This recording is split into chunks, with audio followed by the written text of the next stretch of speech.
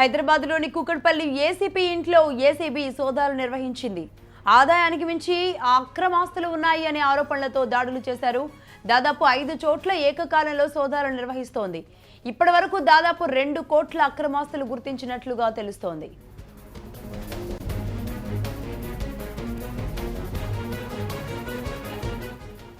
దీనికి సంబంధించిన మరిన్ని డీటెయిల్స్ మా క్రైమ్ రిపోర్టర్ మురళి అందిస్తారు. మురళి, చెప్పండి. ఏసీపీ ఇంట్లోనే అనేది మాత్రం ఒక కొత్త పరిణామాన్ని తెరతీసినట్లుగా తెలుస్తోంది.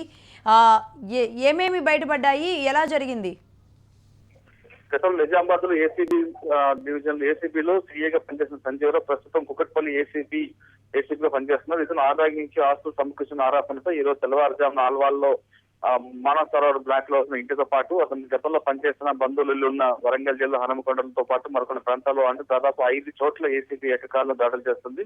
ఈ దాడుల్లో సంజీవరావు ఇంట్లో 5 లక్షల నగదుతో పాటు 2 కోట్ల విలువైన ఆస్తులకు సంబంధించిన డాక్యుమెంట్స్ స్వాధీనం చేస్తుంది. ప్రస్తుతం సంజీవరావు ఇంట్లో ఏసీపీ డీఎస్పీ సునీత సారథ్యంలో సోదాలు జరుగుతున్నాయి. ఇది మరొకొద్ది గంటల సేపు కొనసాగే అవకాశం కనిపిస్తుంది. ప్రస్తుతం హైదరాబాద్ శివారులో షామీర్పేట, మేడ్చల్ ప్రాంతాల్లో విలువైన భూములు ఉన్నట్లుగా గుర్తించారు. అయితే ఒక లాకర్ కార్డు ఉంది. ఆ లాకర్ ఓపెన్ చేసి వారు కొంత ఇన్ఫర్మేషన్ వచ్చే అవకాశం కనిపిస్తుంది. లక్ష్మి, మరి ప్రస్తుతానికి సంజీవరావు అవైలబుల్ లోనే ఉన్నారా? సంజీవరావు సంజీవరావు ఇంట్లో ఉన్నారు. ఏసీబీ సారథ్యంలో సోదాలు జరుగుతున్నాయి.